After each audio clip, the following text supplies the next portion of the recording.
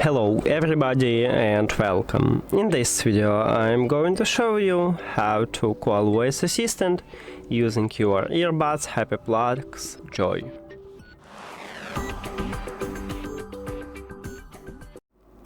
To call voice assistant you need to use your right earbud, and at the back side at the top we have the line. This one is touch area.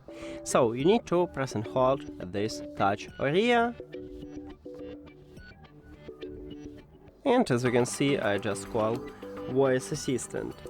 Now, if you set up Gemini, you will call Gemini. If you have Samsung, maybe you will call Bixby. And this application haven't application, so we cannot customize gestures. We cannot add this feature to another gesture. And that's it. Thank you for watching this video. If you found it helpful, please consider subscribing to the channel and leave the like on the video. See you later!